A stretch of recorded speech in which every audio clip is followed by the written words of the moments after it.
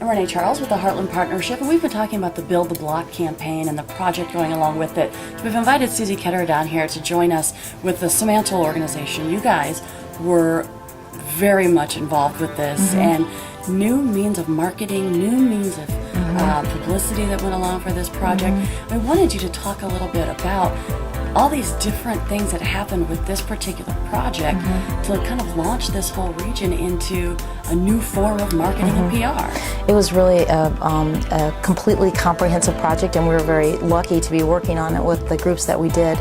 There were really two parts of the campaign. One was sort of awareness, the other was referendum, and the first part was coming up with the best message to bring everything together that was going to be going on that property together, and that was obviously the Build the Block. And as we looked at the awareness campaign, that was driven more by traditional forms of media.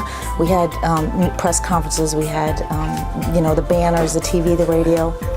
As we got ads that you see. All the ads that we saw and all the things that happened. We had a newsletter that was going out to about 9,000 people. And as we got into the referendum campaign, which really, the awareness campaign started in the beginning of September through about January. And once we knew that the referendum was going to be on the ballot, about the end of January, beginning of February, we began our referendum campaign, which we sort of switched gears, worked with a political consultant, and really tried to do some more grassroots types of marketing.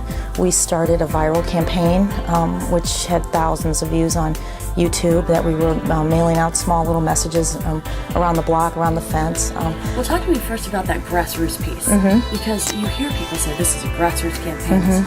A lot of times when it comes to political campaigns, this is a grassroots. Yeah. What does that mean? It was much more one-on-one. We did, probably our group totally did 200 plus presentations around the community to different Rotaries and different organizations throughout the community. And that was very effective. We took a very effective message and gained a lot of support through the efforts of that.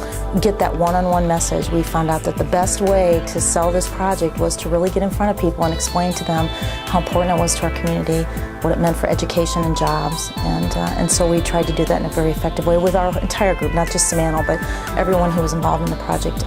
Many of us got out and presented to various groups. Wherever there was a group that was willing to listen, we went and talked to them. We did a lot of we did some campaigning door to door. We did some phone banking. Foot traffic was a lot of foot traffic, a lot of one-on-one. We found out that if we could convince people one-on-one, they really became big advocates, and then in turn brought their family and friends to the party, and that's how we kind of started the viral campaign. As in the course of doing these presentations, we picked up information on people's email addresses, so we began to send them little snippets of information that we wanted them to know, and then they would pass it on to their friends and family. Campaign is something kind of new.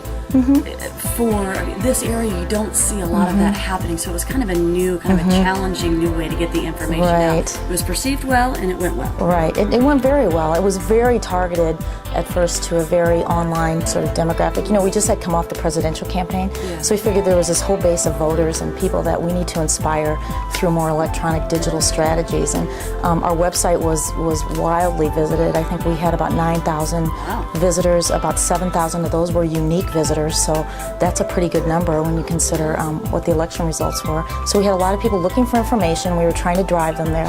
And then we had little topics we wanted people to remember, like to vote early, or how important the Caterpillar experience was in the project, or the fact that there was an IMAX theater. Some of these things came through work with the political consultant on polling and finding out what was important to people, what did they want to know about.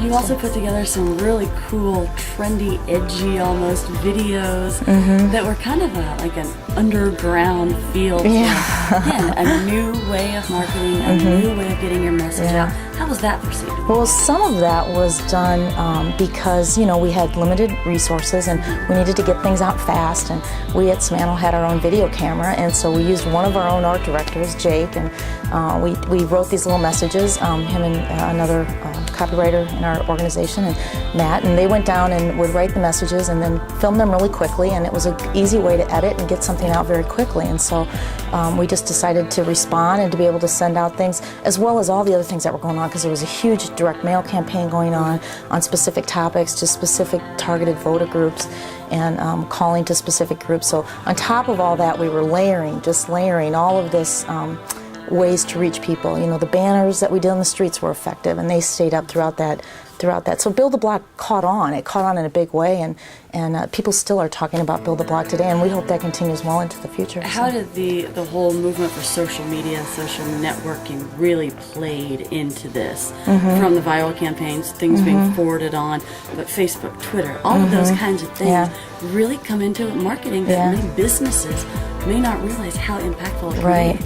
Right, and I think that you have to realize that people are talking out there. It's just how much you want to engage in that. So this being such a huge PR campaign, certainly the digital space is today a big part of PR and a big part of how you can easily and effectively get messages out to targeted audience. Now, there's still a lot of people who aren't on the digital space, and for those that's why we had such a diverse campaign of traditional media and digital media, because we had to give people the information at the point that they were most comfortable getting it, and everybody engages in that in a different way. So from all the way from the bumper stickers to the digital, we kind of covered a wide variety of people. Well, it was fascinating to be a part of this and to be able to see it all happen, and we wanted all of our folks, all of the Heartland Partnership family and friends to understand that this really was a huge undertaking, a huge project, and companies can learn from what was done this way to see all these new means of communications that can really make a difference for companies locally. And in the end, I would say that given the way that the recession was and that the economic conditions were, I think it just, when you're working with a group of people, and